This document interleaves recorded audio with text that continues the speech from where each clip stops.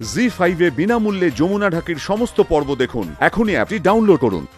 পালকি করে যাবি এতটা পথ।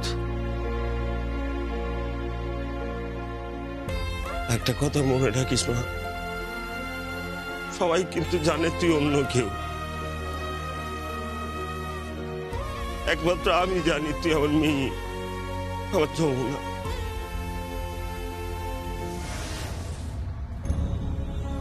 একবার মরছিস মা,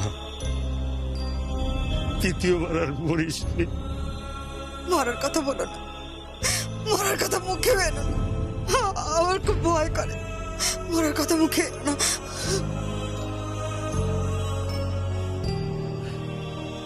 আরো বড় ভয় করে গো শিউলি, বড় ভয় করে। এতটা পথ, যদি পথে বিপদ আপদ কিছু ঘটে, সত্যি যদি কিছু ঘটে, সত্যি যদি জ্যোতিষের মরে যায়, তাহলে তো আমার মুখটাই ফাঁকা হয়ে গেল না। এই তো আমার যমুনাই চলে গেল। বাবা, বাবা তুমি এরকম বললো না। আমার দিদির কিচ্ছু হবে না, কিচ্ছু হবে না আমার দিদি। কি নিশ্চয়তা আছে বল দেখিন, কি নিশ্চয়তা আছে? কি পেয়েছে আমার মেয়েটা?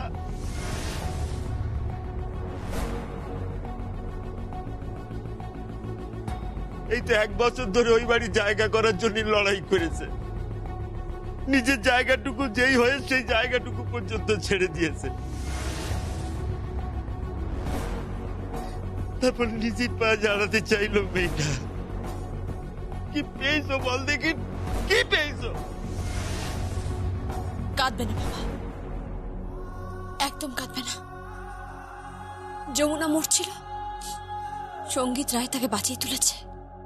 আর একবার যখন আমি বেঁচে গেছি বাবা, তখন এই জ্যোতি সেন যমুনার সমস্ত হিসেব নেবে, সমস্ত হিসেব।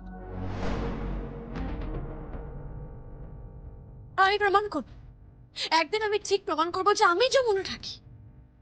তুমি দেখো বাবা, একদিন আমি ঠিক প্রমাণ করব।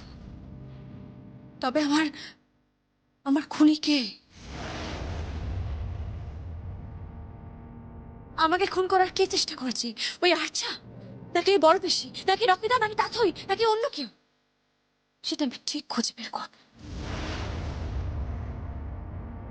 করবই।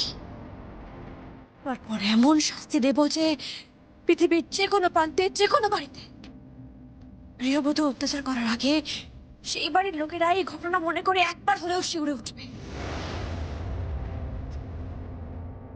মনে করবে হ্যাঁ যাই হোক, আর যাই করুন না কেন, গৃহবধূর উপর অত্যাচার ঠিক নয়, একদম ঠিক নয়। সবকিছুর একটা সীমা আছে বাবা, আর সবকিছুর একটা শেষ আছে। আমার আবার লড়াই শুরু হবে, আবার শুরু হবে।